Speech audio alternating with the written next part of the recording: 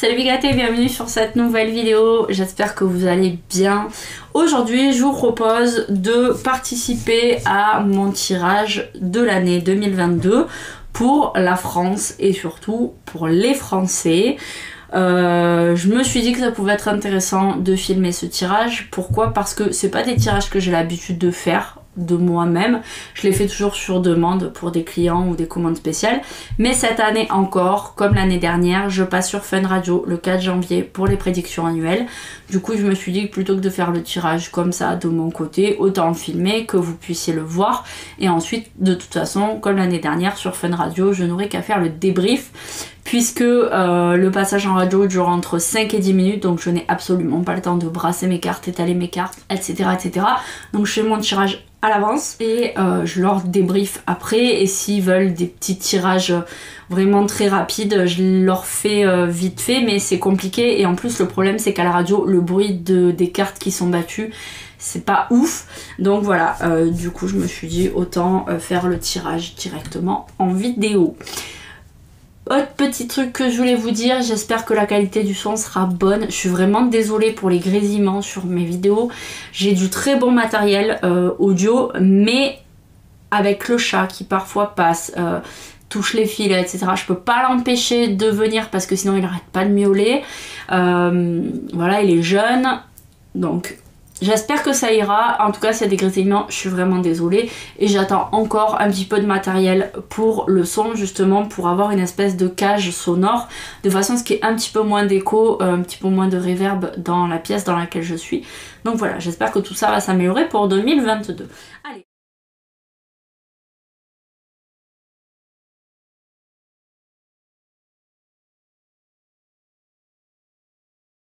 Allez, on est parti. Donc pour ce tirage annuel, j'utilise l'oracle G, j'utilise le manuscrit, j'utilise Amour à mort et j'utilise les miroirs. Voilà. Je pourrais aussi utiliser le Darklight Bélin ou un Bélin normal. Je pourrais aussi utiliser le normand, ou peu importe, mais voilà, je reste sur mes basiques. Je sais pas si je vais tous les utiliser, je vais vraiment faire au feeling. On va voir un petit peu ensemble ce que 2022 réserve aux Français et à la France. On est parti. Alors, je voulais aussi préciser un truc, c'est que je ferai pas de tirage présidentiel. Pourquoi? Parce que déjà, je ne m'intéresse absolument pas à la politique, à tort ou à raison, mais le fait est que je ne m'intéresse pas à la politique. Donc je ne sais pas qui est susceptible de se présenter ou pas. En plus je ne regarde pas la télé, donc je n'en sais absolument rien. Et ce serait beaucoup trop compliqué. Ceci nécessiterait une vidéo complète, très longue, voire plusieurs vidéos. Alors peut-être que je le ferai en février ou en mars avant les présidentielles. Une fois qu'on saura exactement qui se présente, que j'aurai checké la liste, et j'organiserai peut-être un tirage en ce sens, mais pour le moment on va pas parler des présidentielles, sauf s'il y a des choses qui nous y font penser durant ce tirage. Mais là on va vraiment faire un tirage premièrement global sur que va-t-il arriver en général aux Français en 2022. Voilà. Alors il y a l'écureuil qui est sorti, qui nous montre des petites actions qui avancent tout doucement, des petites économies. Alors c'est pas forcément des économies d'argent, je vous rassure, ça veut pas dire que les Français vont avoir plus de monnaie dans le portefeuille, ça peut, mais c'est des petites économies sur plein de choses. C'est aussi le fait de chercher à faire des petites économies tout le temps, grappiller à droite à gauche. On a vu que ces derniers mois il y a eu une inflation de fou en France. Je l'ai senti à mes dernières courses alimentaires où ça nous a fait très très mal pour une famille de 5. Donc voilà, 2022, ça sera sûrement... ça va pas déroger à la règle. Donc en coupe, on a le travail qui sort, les outils, et on a la cigogne à l'endroit. Donc on imagine que les Français vont chercher des solutions pour pouvoir avancer dans leurs projets. On a bien sûr avec les outils les projets professionnels, mais c'est tout simplement chercher des outils pour aller de l'avant et voir un peu à long terme les projets que l'on pourrait mettre en place et comment faire pour que ils existent, qu'ils finissent par être créés. Donc voilà, c'est quelque chose de très global. Ici on n'est pas sur un thème précis, hein. Je fais pas un tirage sur le travail des Français, sur l'argent des Français, sur la santé des Français, sur le mental des Français. C'est un tirage global, donc ça peut s'interpréter, ça va s'interpréter à un sens plus vaste, d'accord? Donc j'ai poussé mon micro, je vous ai mis là l'écran en bas et on est parti, que vous puissiez regarder comment je vais faire ce tirage annuel. Donc on est parti, on va faire janvier, février, novembre et décembre. Et je ramasse mon tapis.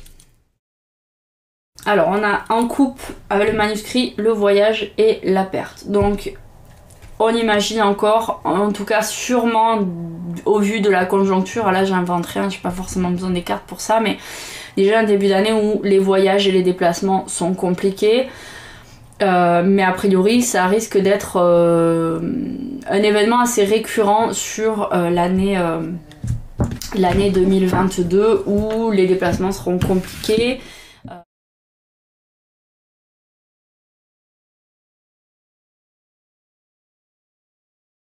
Alors, en coupe ici, on a la trahison suivie de la réunion. Donc là, on sent quand même un côté un peu élection avec la trahison, peut-être des coups bas entre certains candidats et finalement une réunion entre tous les protagonistes pour savoir, au lieu de se tirer dans le dos, peut-être qu'on pourrait s'arranger. Voilà, donc il y a quelque chose un peu de cet ordre-là et qui devrait impacter la France.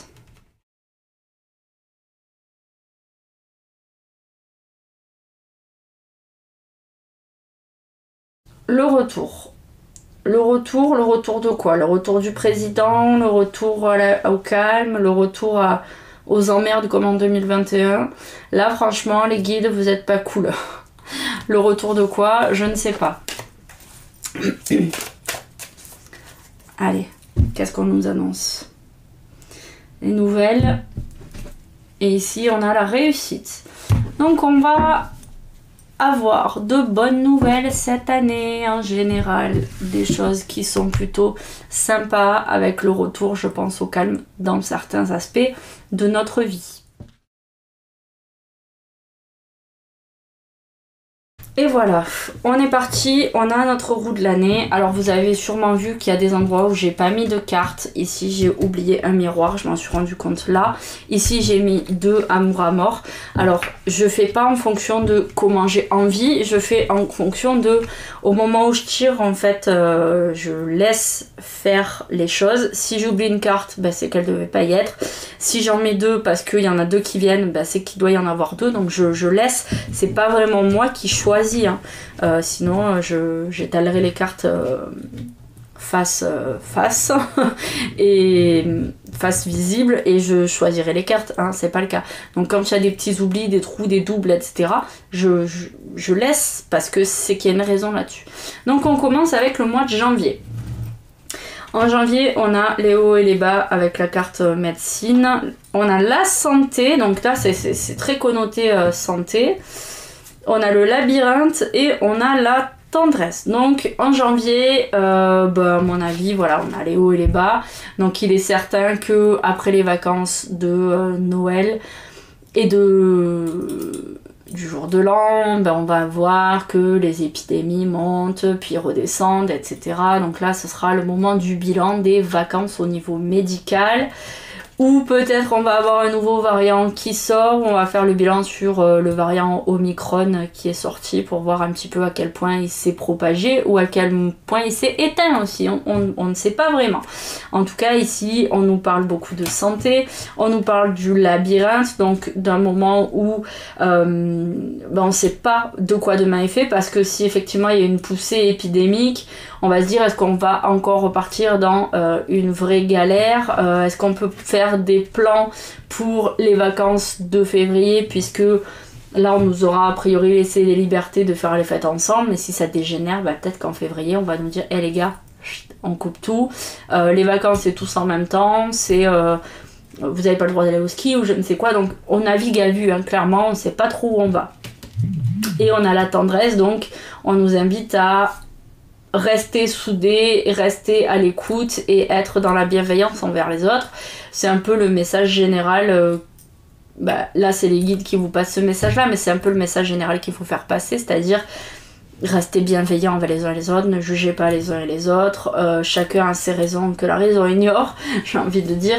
Donc voilà ce qu'on nous annonce, une année, un début d'année au mois de janvier avec des bilans médicaux et pas vraiment d'opportunité comment dire, on n'aura pas vraiment l'occasion de se dire on voit le bout du tunnel quoi, voilà, clairement ici on a la carte du labyrinthe, c'est un tunnel sans fin, bien qu'on voit sur cette carte de la lumière au bout, hein. À un moment donné on va bien trouver le bout, mais pour le moment on est encore en plein dedans, en plein dans les tumultes.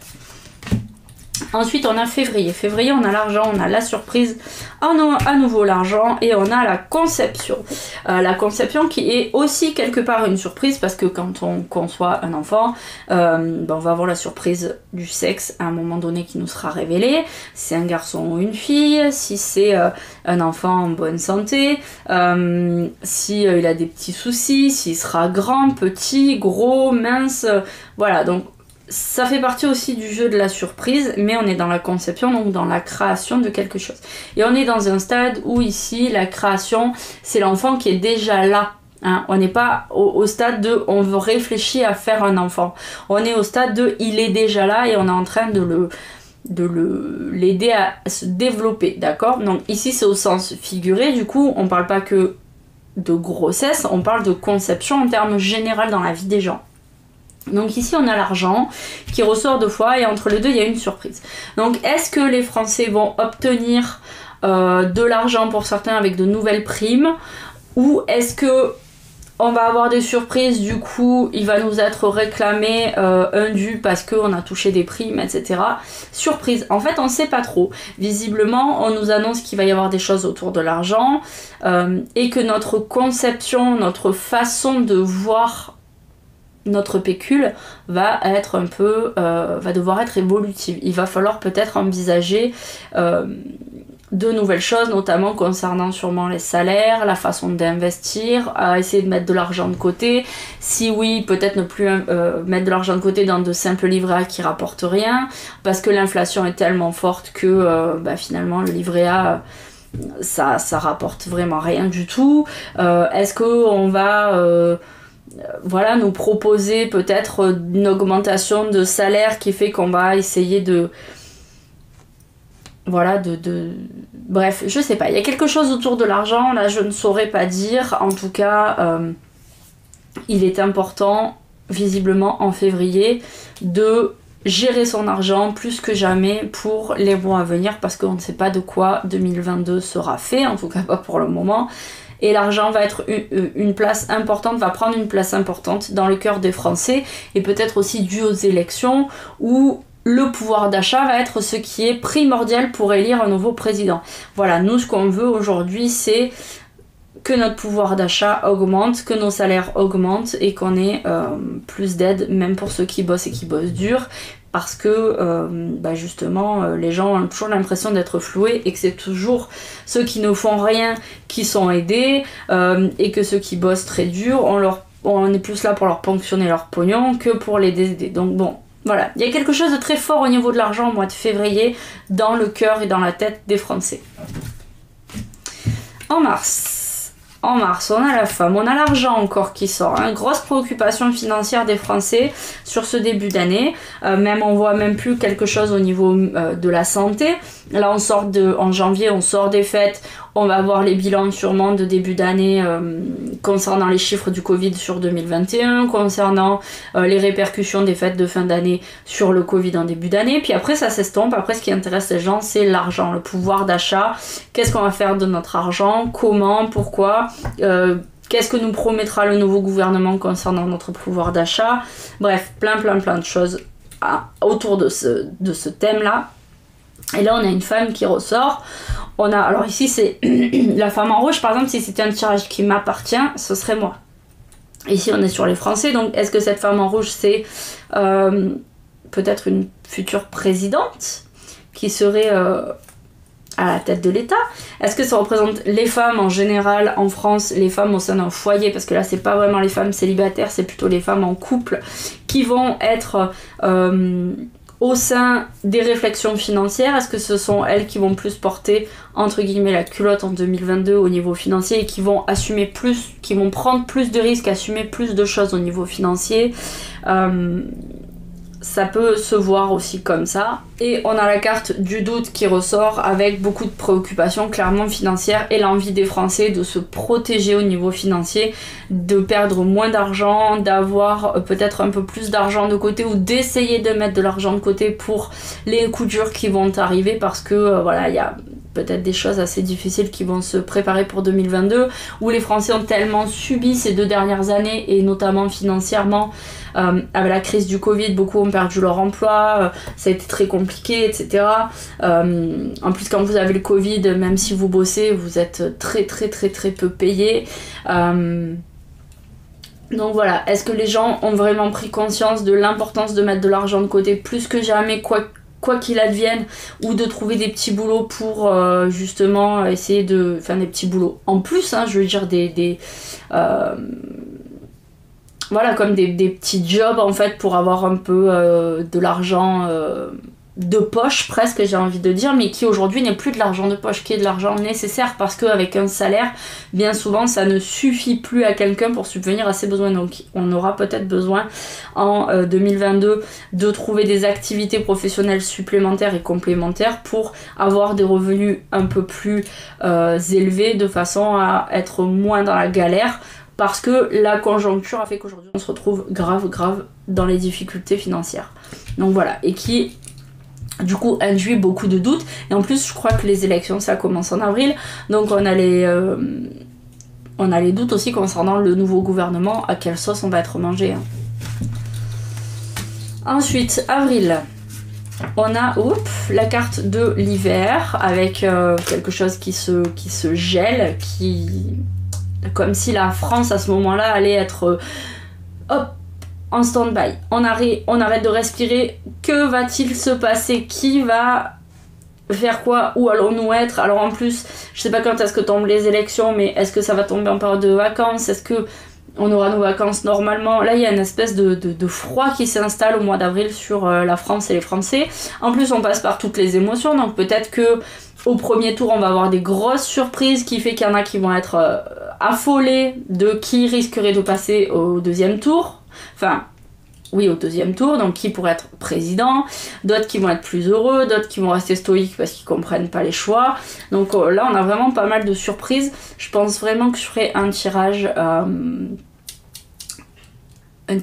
politique quand on saura qui est candidat, etc., pour voir un petit peu ce qu'il en ressort, parce que ça m'intrigue assez, finalement. Et on a la fécondité, donc avec des espoirs quand même, et on a la fin. Alors là, ça fait peur parce que je viens de parler d'espoir, donc on a la fécondité qui est l'espoir d'amener des projets intéressant à terme. On a envie de construire des choses. Cette femme, elle est en train de porter un petit bébé qui est en train de se construire dans son ventre, au sein de ses bras. Elle essaie de lui apporter un maximum de positivité et d'harmonie pour qu'il se développe au mieux. Et on a la fin, on a quelque chose qui sort. Donc à mon sens, là, même si j'ai pas fait de tirage politique, etc., je pense clairement que Macron, c'est terminé. On passe sur quelque chose de radicalement opposé. Donc je ne sais pas de quel parti fait partie Macron, justement. Mais en mon sens, c'est pas quelqu'un de son parti politique qui sera réélu. On passe sur quelque chose de totalement différent. Là, voilà. C'est ce que j'ai envie de conclure de ce petit tirage. Donc on est en mai ensuite. En mai, alors bien sûr ça c'est sur la premier tour, hein, donc la personne ne sera sûrement pas élue à ce moment-là, mais je veux dire, les candidats qui seront en face à face pour le second tour, il n'y aura pas Macron très certainement dedans, et ce sera pas 2 candidats dont un est du parti de Macron. Voilà, je sais pas si c'est clair ce que je viens de dire, mais pour moi c'est clair. On est donc en mai, on a le feu, le foyer, donc ça c'est le domicile, c'est aussi peut-être des émeutes et des brasiers, des moments compliqués, on a des secrets, on a un retard et on a un équilibre qui se crée aussi sous certains aspects. Donc est-ce que va y avoir des manifestations au mois de mai, qui font qu'on a cette espèce de carte du brasier qui sort, comme quoi ça va être le feu en France, parce que il y a une espèce de révolte. Les gens ont peur que un des candidats qui se retrouve en face à face de l'autre est un peu trop dangereux pour la France. Des secrets du coup à ce moment-là vont être révélés, vont sortir. Est-ce que pour tenter de décrédibiliser un des candidats qui se retrouve au second tour, on va essayer de trouver des dossiers sur lui pour bien montrer aux gens qu'il faut pas voter pour, voilà, je sais pas, il y a quelque chose de cet ordre-là. Alors, je sais ce que vous pensez parce que je ne regarde pas la télé, mais je suis quand même un petit peu les journaux sur internet. Je sais que Éric Zemmour se présente au présidentiel, je sais ce que certains en pensent, donc ne me faites pas dire ce que j'ai pas dit, je suis pas en train de dire ici que Éric Zemmour passera au second tour. Ce sera peut-être le cas, faudra que je fasse un tirage pour au moment où, mais voilà, ne me faites pas dire ce que j'ai pas dit. On ne sait pas qui se présente, enfin on sait pas qui se présente, oui, pour le moment. Donc voilà, mais en tout cas, ça va pas être très plaisant pour tout le monde, ça risque de créer des moments très difficiles. On va essayer de trouver des biais pour faire sauter un des deux candidats, ou en tout cas montrer aux Français qu'il faut faire très attention, c'est pas vraiment à qui on a affaire. On a des retards, donc est-ce que les présidentielles, par exemple, pourraient être un peu repoussées? Alors, est-ce que ce serait pour des raisons de secrets qui sont levés? Est-ce que c'est pour des raisons de Covid? Et on a l'équilibre avec ici cette carte de la justice. Donc, on arrive finalement à élire, à mon avis, quelqu'un de plus tempéré, de plus... en qui on pourrait avoir plus confiance. Voilà. Donc, je pense qu'ici, on nous parle vraiment des élections et plus... Alors, ça reste la France et les Français, mais plus des Français en général, mais plutôt de qui va gouverner la France et... sous quels auspices se place ce deuxième tour, puisqu'il me semble que le deuxième tour sera en mai, je crois qu'il y a un mois d'écart entre le premier et le deuxième tour. Donc voilà, vous me direz si je me trompe en commentaire. Donc voilà, ce que je peux a priori dévoiler de ce début d'année. Il va falloir que je prenne des notes, que je réécoute cette vidéo au moment du montage, que je prenne des notes, parce que pour Fun Radio, ça va être un sacré bazar. Donc ici on se retrouve au mois de juin, dernière moitié de l'année. Ici donc on se retrouve au mois de juin, le dernier mois de la première moitié de l'année. Donc ici on a l'homme en jaune. Ici l'homme en jaune c'est normalement dans le couple le partenaire dans le couple, partenaire masculin, mais ici ça peut être le futur président. Voilà, je ne sais pas. Ici on a la construction, ici on a la clairvoyance et ici on a la réussite. Donc est-ce que ici on demande aux Français de sexe masculin et d'âge moyen, c'est-à-dire entre 30 et 60 ans, d'aider à rebâtir et reconstruire la France? Alors ce sera au niveau professionnel bien entendu, au niveau financier, au niveau économique, où on va demander un effort supplémentaire aux hommes. Alors ici c'est un homme qui a une chemise en plus, donc c'est quand même symbolique, aux hommes avec des rangs importants, des chefs d'entreprise, des hommes d'État, etc., de reconstruire et de donner un peu de sa superbe à la France après une période de Covid assez difficile, je ne sais pas. En tout cas, on va avoir un gouvernement très certainement plutôt masculin. On dirait peut-être qu'on aura donc un homme à la tête de l'État, un homme brun, ou qui était brun quand il était plus jeune, je ne sais pas, parce que ça peut être un homme d'un certain âge aux cheveux blancs ou gris, mais finalement qui était brun, ou qui est connu comme surtout un homme qui était brun, qui est là pour construire ou reconstruire les choses et remettre des bases solides, qui est très clairvoyant, donc qui est très honnête avec ce qui se passe finalement en France, quel est le futur et l'avenir de la France, vers où on va, comment faire pour essayer de faire en sorte que ça aille bien ou mieux, et on a une réussite finalement dans ce qui nous est proposé, parce qu'on a l'impression qu'on nous propose des trucs qui sont pour une fois qui vont dans la logique de ce qui est, parce qu'on voit par exemple avec, je prends l'exemple de la crise sanitaire, du pass, etc. Les gens souvent se disent que rien n'est logique, que beaucoup de choses sont faites mais on comprend pas vraiment leur sens parce que certains trucs sont autorisés, des trucs équivalents ne le sont pas. Donc là j'ai l'impression qu'on retombe un peu sur nos pieds parce que la personne qui est à la tête du gouvernement, donc est-ce le président, est-ce le premier ministre, fait des choses qui paraissent beaucoup plus logiques et beaucoup plus saines pour tout le monde. Alors je pensais pas que ça allait parler autant de politique, mais visiblement c'est quelque chose d'assez important sur ce début d'année. On est parti pour le mois de juillet. Juillet, on a les nouvelles, on a beaucoup de communication, et puis alors en plus on a les examens qui sortent. Donc on a beaucoup de communication, les examens, donc est-ce qu'on pourrait peut-être avoir,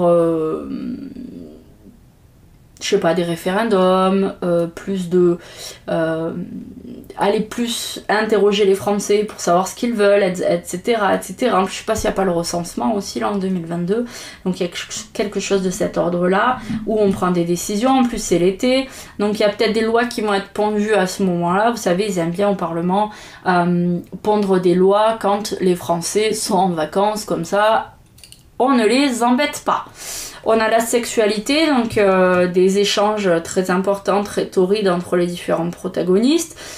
Donc, je pense qu'il y a des lois qui vont essayer d'être passées, mais qui seront des lois importantes pour la France et les Français, qui vont créer des échanges passionnels entre les différents intervenants et qui, malheureusement, on a l'inconstance ici qui suit, qui peuvent déstabiliser la France est ce qu'elle est, mais en même temps, si c'est pour aller vers du positif et qu'à un moment donné, il faut casser les codes pour repartir sur de nouvelles bases, on pourrait peut-être imaginer qu'à ce moment-là, on va nous proposer une 6ème République. On enlève tout ce qui a été fait jusqu'à présent et on repart sur de nouvelles bases et on change pas mal de lois, on change pas mal de choses. Donc cet été a l'air d'être un moment assez charnière où il y a beaucoup de projets qui sont mis sur la table, beaucoup de discussions et voilà, on va mettre plein de nouvelles choses en place et ça va être à suivre de près. En août, on a les examens, donc ça tourne toujours autour des papiers, des choses qui sont mises en place. Les examens, ici, c'est beaucoup de papiers qui sont faits. Est-ce que les Français vont devoir faire beaucoup de nouveaux papiers parce qu'il va y avoir des choses qui vont changer? Donc, est-ce que on va devoir, je sais pas...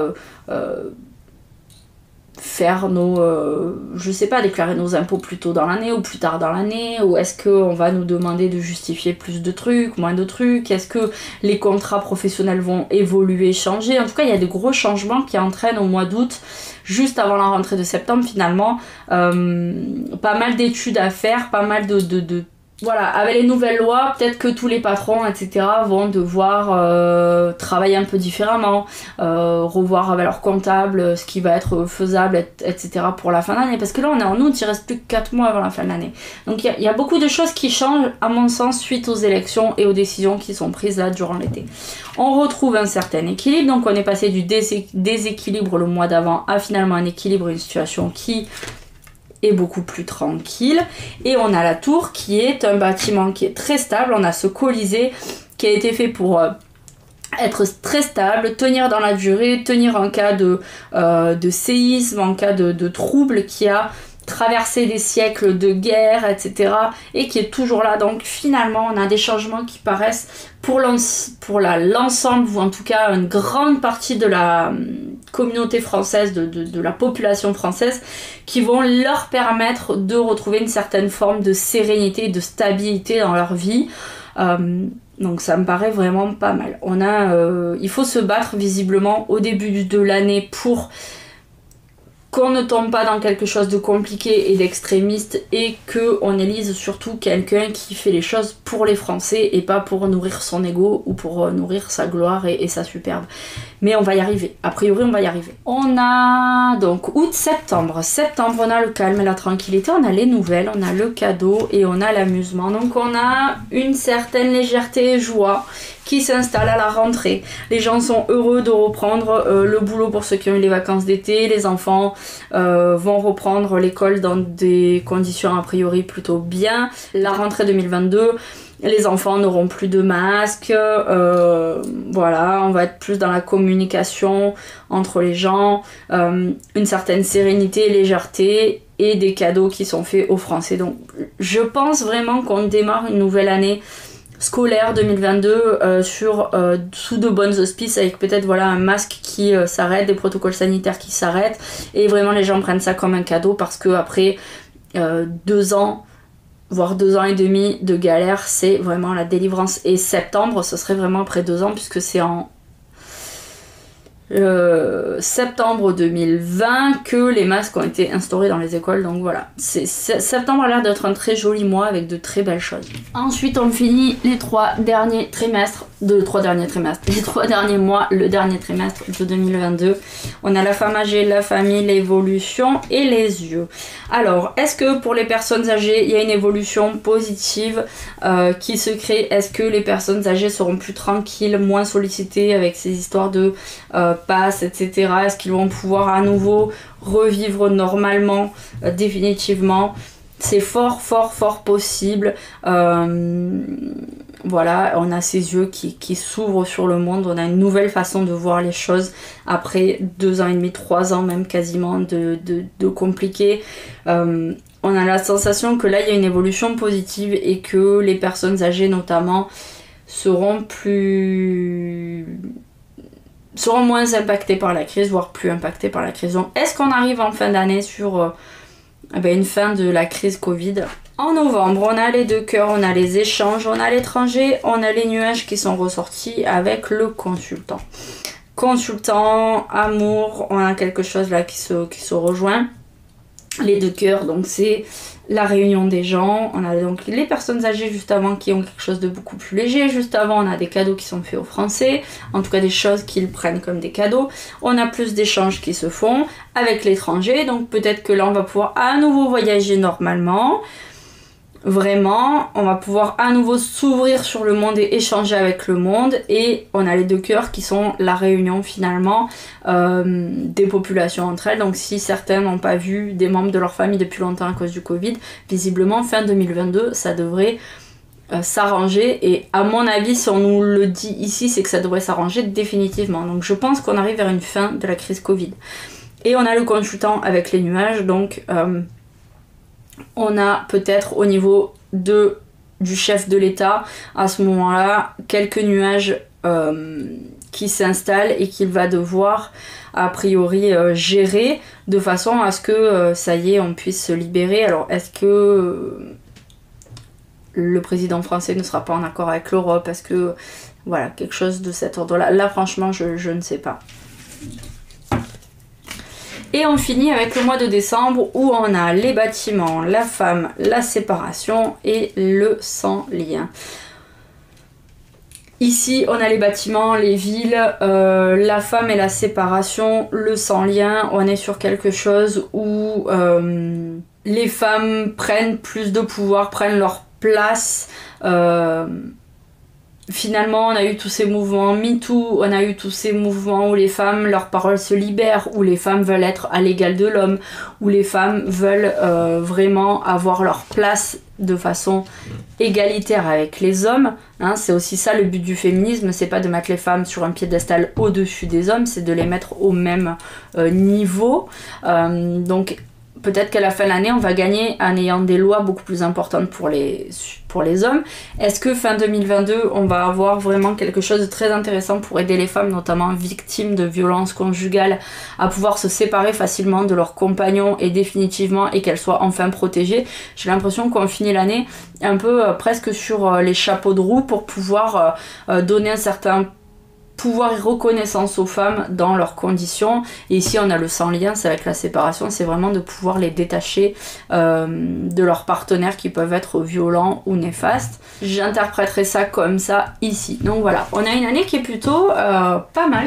Je reviens parmi vous. Donc je disais, on a visiblement des lois qui sont votées pour le bien de la France et des Français, après des périodes un peu tendues au niveau des élections où on dirait que peut-être des partis d'extrême seraient présents sur le duo final et les Français ne seraient pas contents du tout, donc se rebelleraient, feraient en sorte de trouver, alors là ce sera sûrement le rôle des journalistes, mais de trouver des trucs pour décrédibiliser les candidats d'extrême, et les choses seraient peut-être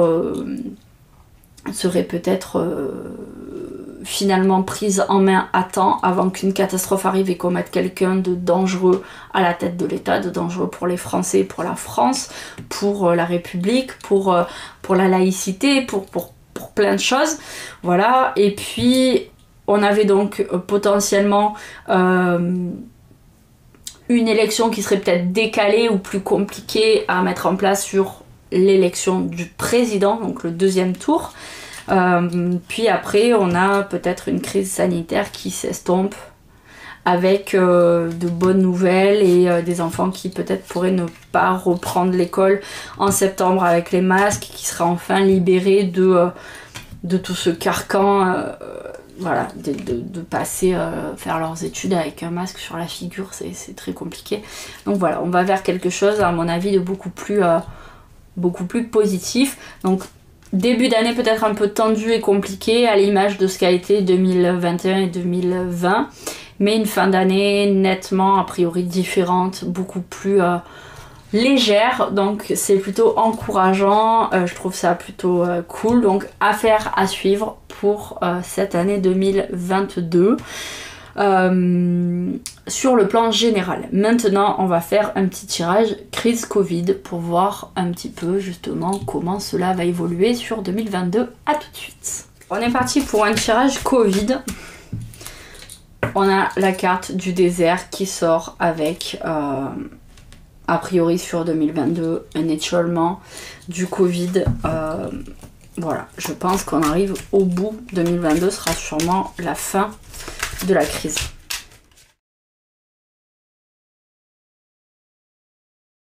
Voilà, donc ici on a l'été, la carte de l'été, les papiers et l'hirondelle, d'accord, qui est le symbole de la discussion. Alors c'est marrant parce que c'est ce qu'on avait sur l'été justement, juillet-août du tirage annuel. Ici ça peut représenter donc l'été prochain, l'été 2022, mais ça peut représenter aussi une situation florissante.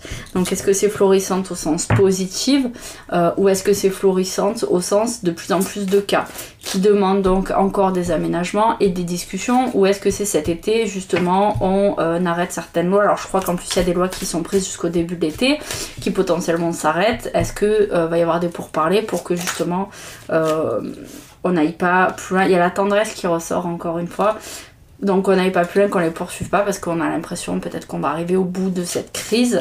Des projets qui se mettent en place, des choix à faire, et on a l'homme ici qui est potentiellement donc le nouveau président qui va devoir prendre des actes forts, soit pour dire ça y est, le Covid c'est fini, on arrête, de toute façon on peut pas le maîtriser voilà, c'est quelque chose de saisonnier, etc. Ou il va dire on continue, mais à mon sens ça devrait s'arrêter, ça devrait se terminer. Et alors je dis pas que le Covid s'arrête totalement parce que j'ai pas la carte de la mort qui est sortie, en tout cas on va peut-être plus du tout le voir comme on le voit aujourd'hui. On va peut-être le considérer vraiment quelque chose de saisonnier comme la grippe, qui fait que voilà, on va reprendre notre vie comme avant, parce que il faut apprendre à vivre avec aussi, hein, à un moment donné, on va pas se leurrer. Sans lien, les liens karmiques. On a les liens karmiques, donc on a une crise qui a priori nous a aidé à nous découvrir, à apprendre beaucoup plus de choses sur nous. Il faut quand même arriver à en tirer aussi quelque chose de positif. Si on subit simplement la crise, ça n'a pas d'intérêt. Il faut aussi aller trouver ce que ça vient toucher en nous, de difficile, de mauvais, et en même temps de beau et de touchant, les forces, les ressources qu'on a pu avoir, les faiblesses que l'on a et qu'on essaie de guérir. Donc voilà, il faut aussi en tirer des leçons, c'est important. On a une transformation avec une évolution positive, prise de conscience, réussite. Oui, pour moi, on arrive au bout du Covid en 2022. Pour moi, on arrive au bout. Alors comme je dis, c'est peut-être pas qu'il s'arrête totalement, mais en tout cas, on est sur quelque chose qui représente... on a la prise de conscience, donc voilà, quelque chose qui sera peut-être saisonnier, mais on peut vivre avec, c'est peut-être pas si pire que ce qu'on pense, c'est peut-être maîtrisable, on aura peut-être fait des progrès technologiques au niveau des traitements, au niveau des vaccins, au niveau de la prise en charge. Ça paraît peu, mais un an c'est beaucoup, hein, on est capable de faire beaucoup de choses à l'heure actuelle en un an. Donc pour moi, on sort de la crise Covid en 2022. Voilà. a priori du tirage annuel qu'on a eu tout à l'heure, ce serait une sortie plus dans les 6 derniers mois de l'année.